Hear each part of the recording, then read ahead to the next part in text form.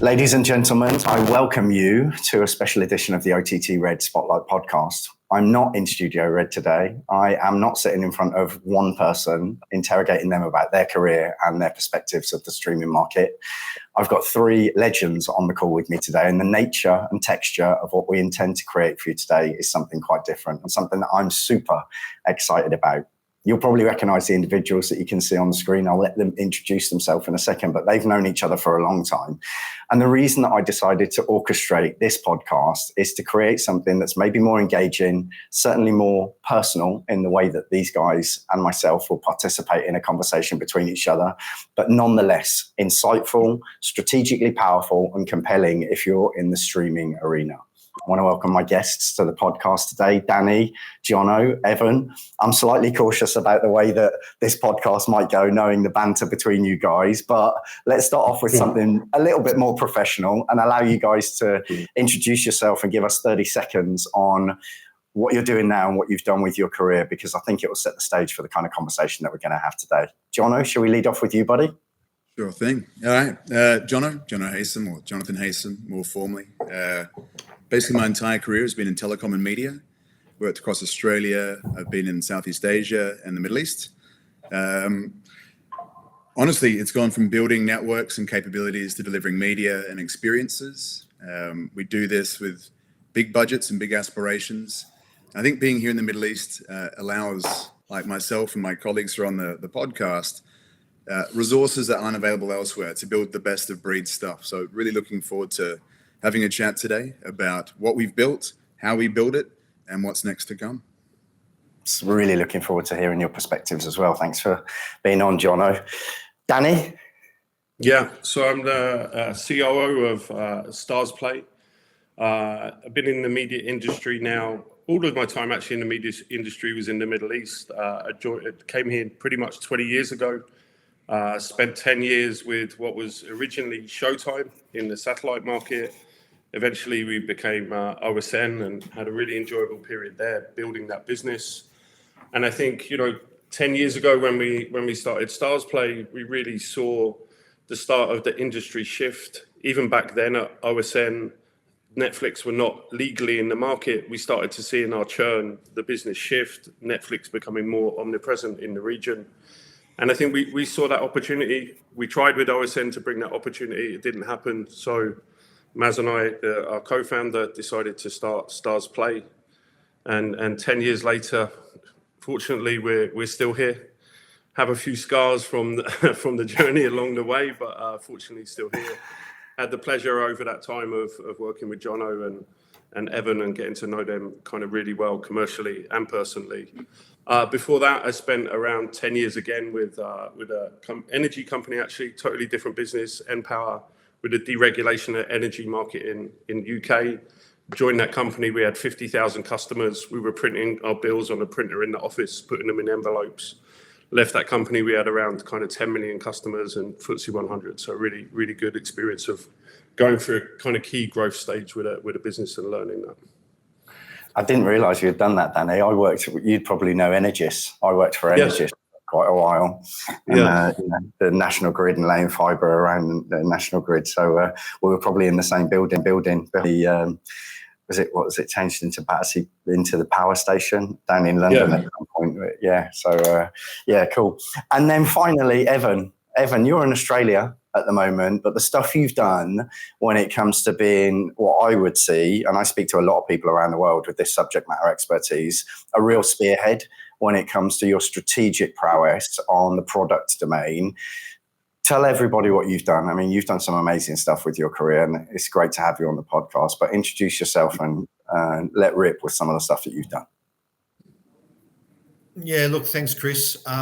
Look, for me, just a humble child from a migrant family. I always say that to John when we used to be in Abu Dhabi. He'd laugh at me. Just a kid from the suburbs who just worked hard. Look, I've worked for some big brands, consumer electronic brands, whether it be Panasonic, Hitachi, Samsung for almost a decade. And then Optus, which is a very big telco partner here in Australia out of Singapore, Singtel Group. And then I worked for E&, and that's where I obviously Jono was my boss, and in the home team, and I was lucky to be there for 7 years. And look, I've been very lucky to be spearheading always new product launches, new technologies at the time when box TVs became LCDs and plasmas and LED, mobile phones which became smartphones, and then that whole digital app world and platforms. TVs not being about picture quality and how thin that could get, but more about a platform, agnostic and ecosystems, and bring it all together. And how do you bring content on there? So I spent a lot of time across, like Jono, Asia Pac, Middle East, Europe as well, cutting deals with Netflix to bring Netflix to Australia, cutting deals with local broadcasters in Australia to get that content onto TVs and mobile phones, and just really bring that together. Then building out Optus Sport at Optus. That's where Jono pinged me nearly 8 years ago and convinced me to come over to Abu Dhabi and build what we succeeded to build over there. And that's where I met the geezer, Danny, and we formed, as you said, not a friendship, not a business collaboration, but more of a friendship. So and likewise for Jono. So 2 years on, I'm back in Australia now. It's nearly 2 years, Jono. And I've been working, but now I'm in between career. Now I'm just consulting for myself and just putting where my passion is in the media space, telco, OTT. And here we are. Looking forward to the podcast. I hope you're enjoying the podcast. Look, the brand elevation that this podcast over the last 5 seasons has brought for OTTRED, my brand, and in this season, sponsors as well, is something that I want to make available to you. If you're enjoying this podcast and you'd like to get this section of the next season to elevate your own brand, then please reach out to me. You know what interests me about what you do and what you spent your career doing, Evan? If we look at what Danny does and what Jono does, you're the bridgehead. You know, what the nucleus of it is the products and the way that actually the combination of everything that goes into massive investments in infrastructure so that content reaches audiences, and the origination of that content, the content acquisition that organizations like StarzPlay lead, you know, that wouldn't happen if it were not for the products working out the best way to do that. And later on, we'll get into infrastructure and data and all that sort of stuff. And some of the changes that I'm sure you will have been subject to in terms of, okay, how do we deal with this progress in technology, connected TV, you know, all of that sort of stuff, boxes, you mentioned it. Just getting your head around all of that in the back office, if you wanted to call it that, from a product perspective, so that everything else is optimized. If it doesn't happen there, it doesn't happen in the organizations in our sector. So I'm really looking forward. Let's use that as a segue. You know, the first question that I wanted to ask you guys, and I want to start with you, Evan, what makes or breaks a platform? You know, give us an insight into the equity across all of that experience that you've just mentioned. When you were developing new platforms, new products, all that sort of stuff, what were the things that you learned really mattered when you started a project like that, and in whatever product you crystallized at the end of the process?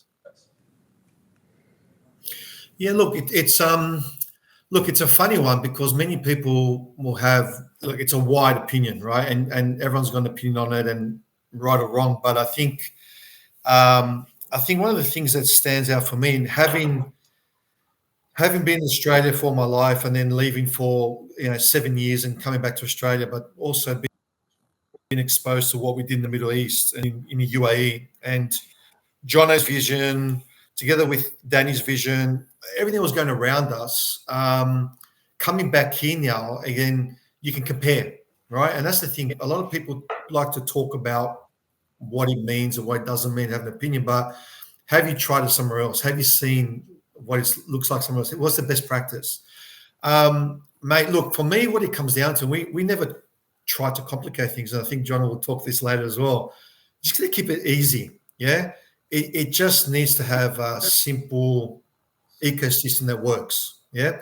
What was 10 years ago where it was just on one device, it was just platform agnostic and not a full ecosystem. You had the whole Apple versus Android war. You had set-top boxes not talking to phones, TVs not talking to a tablet, but you had an app that you had to download 6 or 7 times on different devices to watch the same thing, but you couldn't make it work across different ecosystems, right?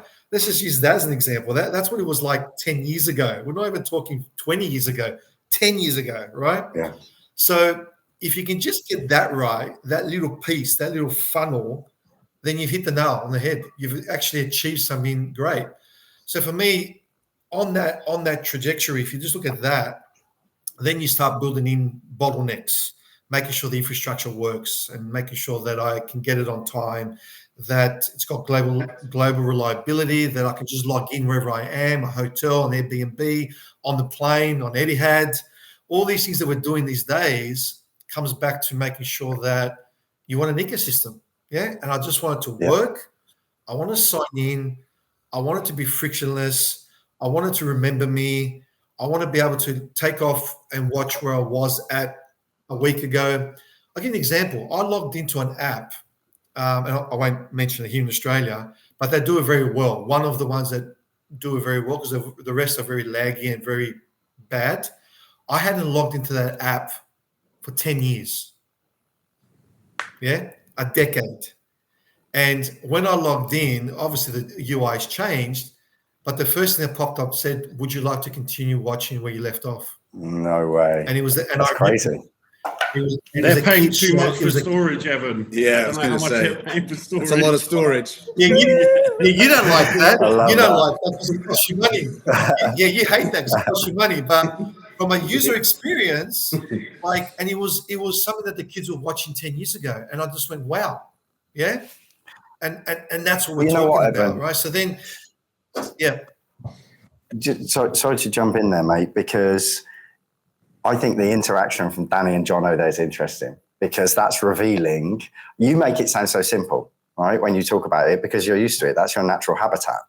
But actually, the number of different stakeholders that product management have got, from the commercial side, testing, engineering, product marketing, product development, R&D, dude, the constellation of different stakeholders around product management and the ability to have sensitive antenna to the agendas of all of those different parts of the business isn't something to be underestimated. And, that point there about storage and costs, at the end of the day, the stuff you're going to launch has got to work commercially. The P&L needs to benefit from the stuff that you're going to release. So, I mean, Danny, from your perspective, when you're thinking of the product and right up to the kind of UI and UX side of things, what are you thinking of when you're sitting there with all of your experience on what are we going to do here? What are we going to do next? What's the next frontier and how we're going to excite the market?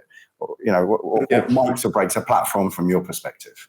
Look, honestly, it's one of the hardest things that I think we do is deciding where to prioritize our resource. Technical resource is very, very precious, right? And to your point, from a P&L perspective, you don't have unlimited resource. You have to be realistic about the headcount you can carry. You have to be realistic about your technical costs and your staff costs. So for us, that technical resource is extremely precious. Then a layer down from that, you've got the fact you have front-end people, back-end people, infrastructure. So you might have a vision to launch a certain thing, but it needs to work across each of those areas of the team, and you need to have capacity and availability in each of those areas of the team. So I think it's a constant challenge for us, and honestly, it's something where we're adjusting our approach on a regular basis. Just this last week, I think on Monday this week, we're reviewing the next 2 quarters out, what we want to do, and you're kind of in that balance of, obviously, like you said, you want things to contribute to the P&L. So you look at things on your product roadmap where you feel like, okay, if we do that, the certainty on the dollars is very, very high, but then you have that kind of other pressure where your technical team says, well, you've got this technical debt. We need to deal with this technical debt. You've got your product guy who wants your UI, UX to, look as it should and be in line with the rest of the industry. And really trying to turn that all into a number and say how that will count to the P&L is very, very difficult, So I think there's a bit of a combination of where you feel certainty on priority in terms of bringing that through and where you think that will count to revenue. But I think there's also always trying to keep that balance with that future perspective, making sure our tech stack is up to the level it should be, number one. And number two, making sure that even though it might not drop straight to your bottom line, that you continue to innovate, you continue to change, you continue to evolve the platform. But it's never an easy conversation. Can I just jump in? It's really a balancing act between the three, always, you know. Yeah, can I just jump in? You mentioned something there which was key. You talked about your product guy wanting the making sure he's got a good UX to keep up to stand with the industry, right? So for me, like coming back home, that emotional stickiness with a UX that I know works and is up to standard and is up there with that integration, the recommendation engines. It's now got some AI integration. Yeah. My point was that making those choices is hard, but there's many apps or streaming apps here in Australia, but I went back to the one that I had emotional stickiness with, even 10 years later. And then when I logged back in, it was frictionless. It remembered me. You know, I could easily just put the code in from the TV, just scanned it. It was so easy, Danny, that's another customer coming back. So there's that balance. You're 100% correct, but having that emotional stickiness with it, based on also the content that I knew was there, made me go back to that. And then I was surprised with how much it's advanced over the time, right? So now I've got more stickiness. I'm there with it. Yeah. Yeah. I want to bring Jono into the conversation because there's an element of what you just said, Danny, which I find is the spice that makes the dish interesting, right? Because as you just said, the time resource allocation is one of the variables that you're trying to forecast ahead of time what you're going to need. Like you said, 2 quarters ahead of time. And you've got the competitive horizon that are also doing the same in their shop. So you don't know what they're going to release in that 2 months. So you guys are always looking forward. You're trying to build the infrastructure to support the ambition and the vision of people like Danny, Evan. Jono, you're in a slightly different position because you've got sunk infrastructure. You've got the costs on your P&L already and the connectivity that these guys are going to need to get that content out to the market. So what's your perspective when you're looking at what makes or breaks a platform or, the products that utilize the kind of infrastructure that you've got across the region? Wealth of experience. I'm fascinated to hear what you've got to say about what Evan and Danny have just shared with us. Yeah, probably twice as cursed as Danny and Evan, because not only do we have to roll out infrastructure to support their products, I have to do the same for my own. So yeah, typically, even outside of my ecosystem, obviously, eAnd and StarzPlay are exceedingly close. We have a very good symbiotic relationship. So we do a lot of knowledge share and obviously infrastructure share. But looking at, even the outsiders, like the user-generated contents like YouTube, Netflix, they all have to use my infrastructure. And so being competitive and making sure that my customers get that best experience, not only on my TV by eAnd product or one of our partner products, but also of just how generally to use the internet is exceedingly difficult and super expensive. And we always have that sort of cognitive dissonance internally. Do we build on-prem because it's safe? We've got budgets and revenue to allow us to do that, which is a luxury. So we can always have the content as close to the customer as possible to ensure a really good streaming experience. Or do we now go to the cloud at cloud scale? And only a few weeks ago, obviously, the US president was here. So if you're listening to this in the future, I'm talking to you from May 29, 2025. But Donald Trump was here 2 weeks ago, and there were trillions of dollars of cloud. And so when you look at what our aspirations are, certainly being on-prem and having cloud infrastructure here to scale globally is very important. Obviously, I'm more focused on the UAE market, but we build infrastructure to deliver bits across the way. So, Danny uses part of our infrastructure elsewhere. We have CDN partnerships all across the region and globally. But yeah, it's never an easy thing. Championing what customer experience you want to have as their advocate, as a customer's advocate, in a traditional telco is quite difficult because they are typically slow-moving, big budget, and have to be bulletproof. It's very difficult to transition to a new mindset where we are constantly disrupting our TV team internally. And again, this is the same of any telco, but we're changing our culture now to be more like a startup. Shoot for the new feature, build it, test it. If it fails, rebuild it, go again, and then you can keep iterating till it is something that someone loves. And when you do something that someone loves as an interface, like I think Evan was trying to get to, people want to come back and experience your interface, even though they may be watching someone else's content in that experience. It's the most critical part. So yeah, bulletproof, making sure that It does what it says it's going to do without fail. And in video now, again, owning the infrastructure on our side is a luxury and a curse at the same time. But yeah, it's vital. And as I said, we believe that it's important to ensure everyone gets really good streaming experiences, even if it's not on my product, because I want people to love the fiber that we roll out or the 5G that we do, so you can stream on the go, fear-free, risk-free, and in super high quality. Yeah. It amazes me, Jono, the amount of stuff that I've seen over the last definitely 6 months, but in reality, probably 2 years, the number of stats that we see at all of the trade shows locally and then around the world about the amount of video that dominates traffic on the internet. Yeah. That's kind of the primary purpose of build psychology now, I'd imagine, when you're sitting there thinking about future CapEx investments and all of that sort of stuff. It's got to be video ready, high quality, high integrity, low latency. Our horizons, like I typically plan a 3-year forecast on, and we revise this, quarterly. It's that explosive across, I guess, the globe now as well. But again, just the taste that changed. So we're fortuitous being a telco. We obviously get to see what rides on the rails. So we get a lot of information that enables us to make forward forecasts a little bit easier than a wet finger in the air kind of forecast. But again, it's a heavy build. It's a heavy build. Yeah. That's massive. It amazes me to hear you say that, but it makes sense. You have to think 3 years out. You have to get the telescope out and think, where are we going to? But you've just raised a point there. I love that turn of phrase, what rides on the rails, because that's something that I wanted to bring the conversation to, probably to you really, Danny, around data and decisions, and are we measuring the right things? Obviously, one of the things that we get with IP-based transmission is so much data. Yeah. And over the last 5 years, before AI dominated the conversation in the last 2 years, I can remember 5 years ago, speaking to Conviva and Jump Analytics and all of these different organizations that were really focused on the ability to capture data. But when I was having conversations with the guys that ran those businesses, it was really about interpreting the data so that the organizations on the end of it knew what to do with it. I mean, that must be your life. That must be the story of your life. Like, we've got all this data. How do we manipulate and configure it so that it's useful to us? How does it, are we making the right decisions based on the data that we've got exposure to nowadays? What rides on the rails from your perspective? Yeah, look, I think the OTT business, the great thing about the OTT business, I spent 10 years at Showtime, OSN, a satellite business. You're relying on surveys, and you're making a survey from 1,000 people to make big content decisions or product decisions. Yeah.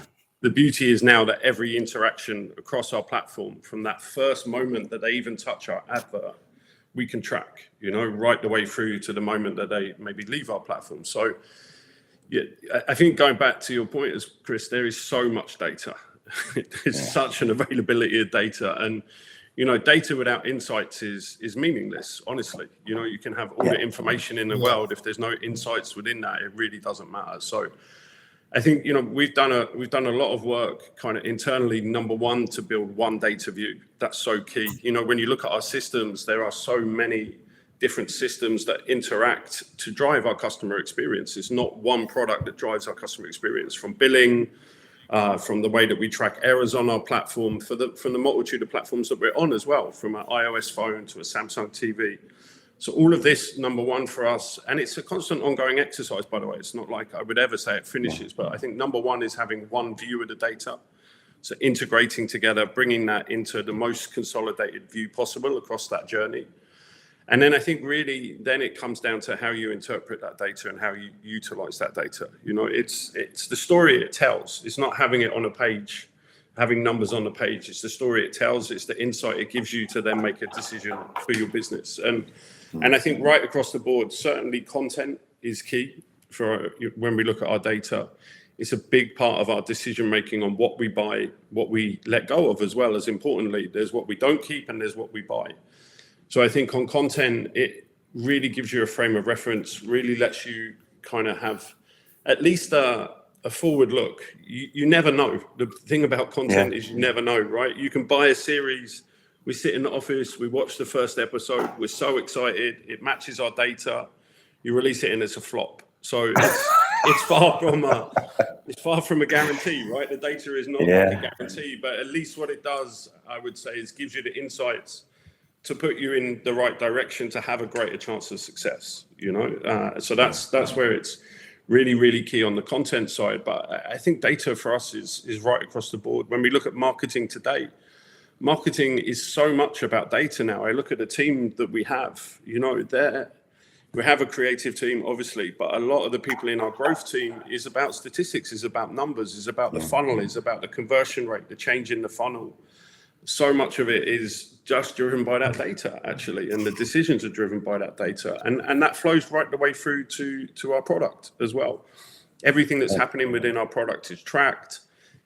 As the customers move through the screens, importantly, the errors, so that we understand where the errors are happening, where we need to work and improve and make our product better. So yeah, it's really at the key of what we do. But I think it's at the core of what we do, but you still need people to interpret it. You still need a bit of gut. You can't just go on what that page tells you. There's still interpretation, bit of gut, and, you know, making those hopefully right decisions off the back of what you see. Yeah, it's amazing, you know, Danny, because in any job, we've got this widening horizon now of data that we can get access to and ChatGPT to interrogate that data. But the accent and emphasis that any of us as humans put over that data to ultimately have the stage gate on which direction are we going in with that data is still where it ends up. It's still where it ends up. Yeah, I want to move on to kind of my final question for you guys, really. And it's a nice... this topic's a nice springboard into what I want to ask you. What's the next tectonic shift?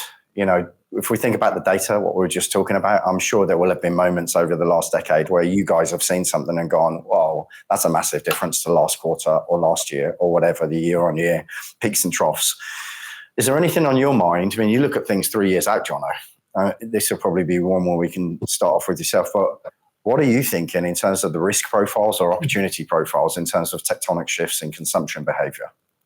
Yeah, look, the buzzword is AI, and certainly we are well on the journey, not just in our entertainment and media space, to understand how that may influence and drive certain aspects of our business.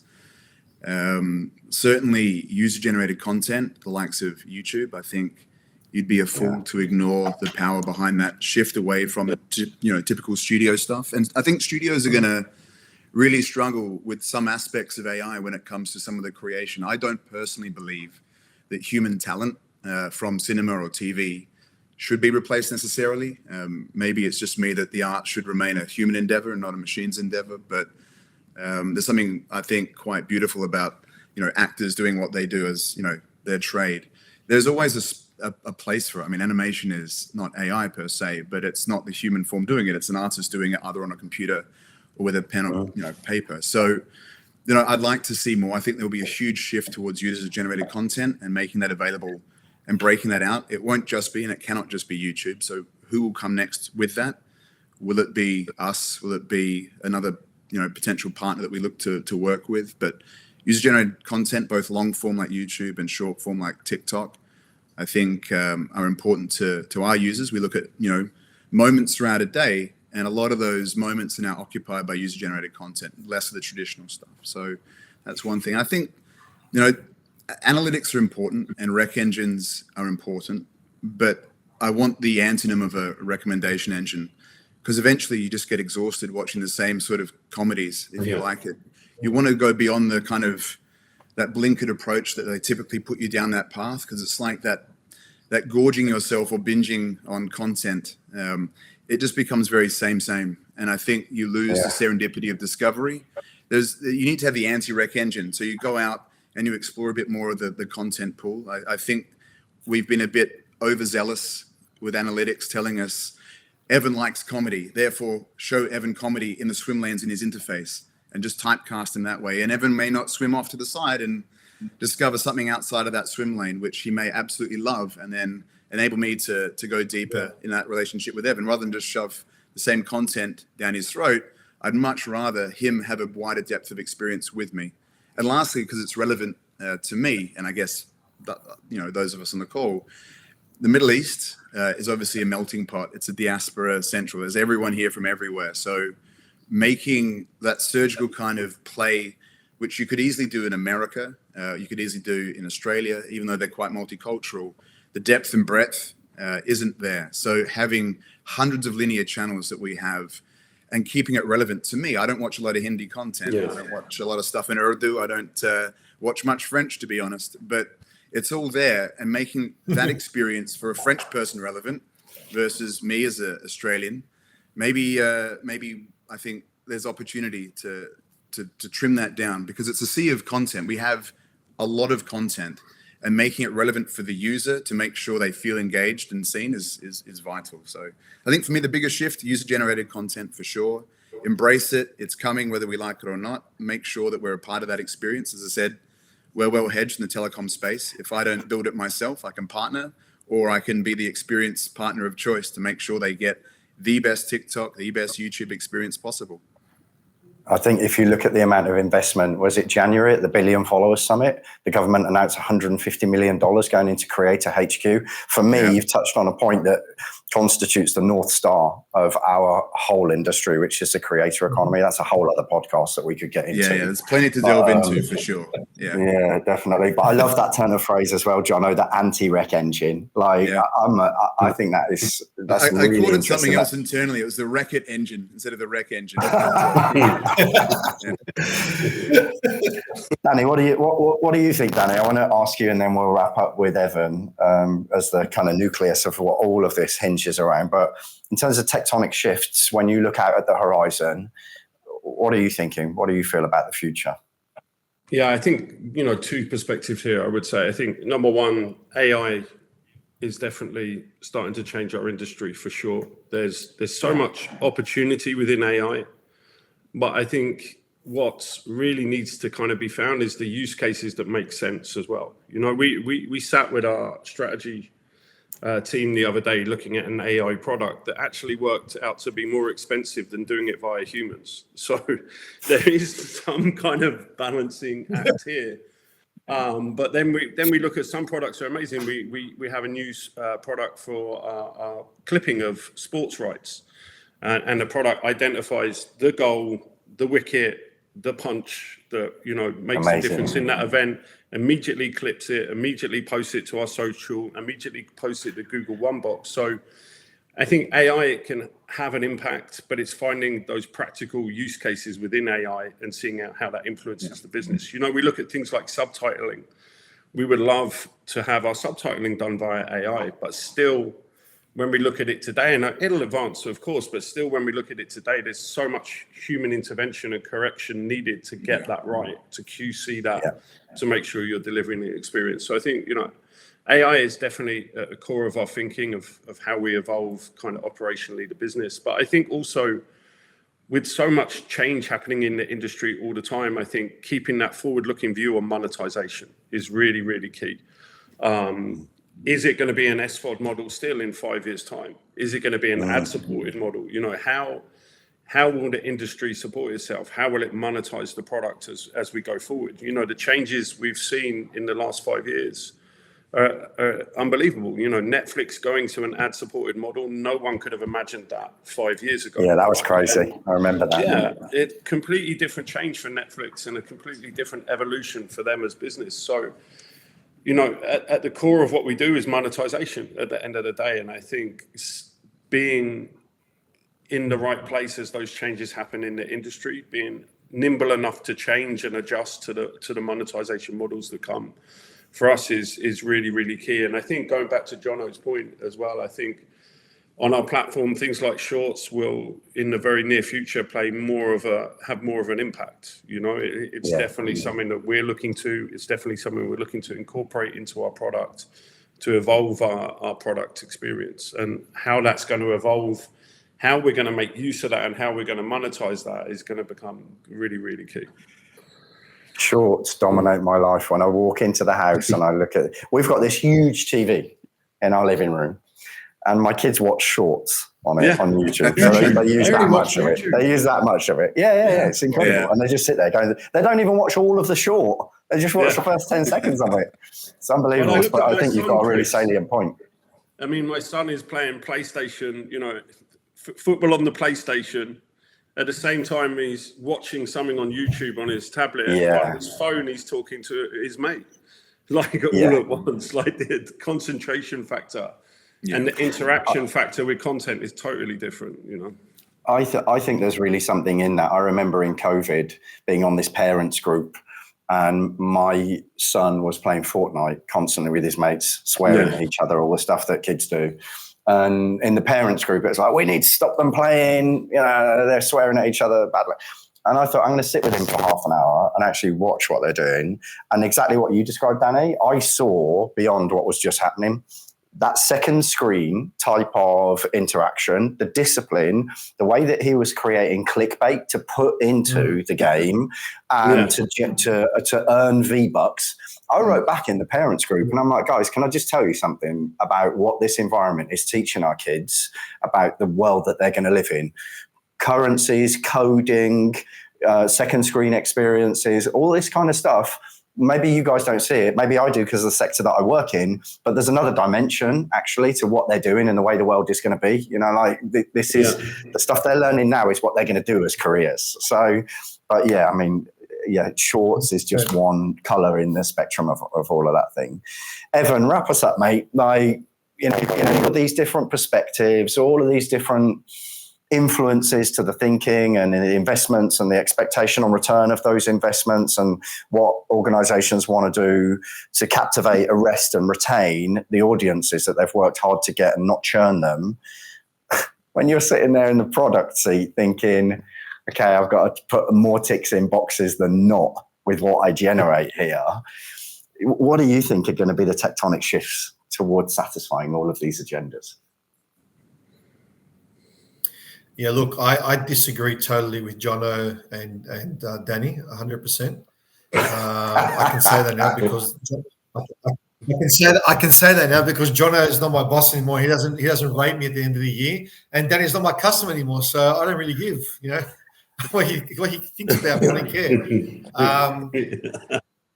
He'll probably bash me up about. He'll probably fly down to Sydney and bash me up overnight. Now. Yeah. And getting the flight booked on the side as we speak, Evan. Look, you've got 4 hours until it flies out from Abu Dhabi to Sydney. You'll be here in the morning knocking on my door. Open the door. Exactly. No, look, jokes aside, I agree with what the boys have said. The only thing I'll add to that is, again, AI is the buzzword and we're seeing it more and more. And I know a lot of guys here who are working on AI and integrating into channels and fast and this and that. And that's another podcast we can talk about, like you said, many, many topics. But for me, it's really the rise of infinite adaptive content, which comes back to what John was talking about, surfacing that content, TikTok, the curation and whatnot. So it becomes more fluid. Content supply is more infinite. So you're not just sitting there. Like I read this stat the other day that Australians spend 40 minutes a day looking for content at night. Wow. Yeah, 40 minutes between different apps and just searching. And I went, wow. I looked at that and I said, that's crap, right? But you know what? Then I looked back and I said, that's what I'm doing right now. There's nights with the kids, they're watching shorts, they're watching this, they're watching that. And Julie and I just want to sit back and just have a lean back experience. And I'm like, just sitting there, looking, searching, you know? So I think AI is going to really drive that. And I think that leads me to my next point about how that almost feels like AI being your co-pilot, not just a tool, right? And that co-pilot being that what's next? It follows me. It shows me. It's as John has said. It doesn't. If I don't go too much to the right of the swim lane or lower or scroll down, they've missed me, right? So that's why I think AI is really going to help generate that content as experiences and really drive that content curation, which is where it sort of becomes a big tool for me to be able to drive a product, drive a user experience. I come back to what I said earlier about an ecosystem just coming together. And that's what you want. You know, you're spending 40 minutes searching for something, right? And you also don't want to be seeing the same content just because you pressed, I like it. And then Danny can use that data more so to drive his decisions. And then he can really use that data to drive his infrastructure, see where the errors are. What you'll see is that errors actually reduce because it's showing me what I want, and I'm more engaged, and you're monetizing me further. And Jono can build on that because then he can build it into his telco packs, his home portfolio, and really monetize me and drive me up the line rather than trying to acquire me for an extra 30 dirham, which may not bring him a big ARPU, right? So it has a big implication for the infrastructure, the pipeline, the data, and what you're bringing together. So that's my last take on it. I like the idea of AI being your co-pilot, you know. So it's crazy. And that is crazy. 40 minutes to pick what you want to watch, you know. I think that could be why Microsoft called their AI co-pilot, guys. If I hear you, Danny, using that comment anywhere in UAE, I swear I'm gonna send you a message. It's mine. I brought that up. It's mine. You're copyrighted. I was going to say Microsoft might want to have a word with you two. I'm pretty sure it's Microsoft. Yeah. Look, guys, that's a brilliant way to wrap up. Their intellectual property lawyers are calling me. Hold on a sec. Yeah. Guys, that's a brilliant way to wrap up. Oh. No, we lost Danny. He forgot to put Sorry, Jets, I'm back. Yeah. You put some coins in the phone box. He heard lawyers. Connection, obviously. No, he heard lawyers and he took off. Yeah, gone. Exactly. Guys, look, I'm going to wrap it up there. I'm going to also issue you guys an open invitation to do this anytime you want. I've thoroughly enjoyed it. I found it educational, insightful, fun. It's great to share with you guys my perspectives and listen to yours. And I just want to extend my gratitude for you busy guys giving the OTT Red Spotlight podcast some time to come on and share this with everybody. So thank you so much, guys. It means a lot to me, and I hope it's been fun for you as well. Thank you. Enjoyed it. Appreciate it.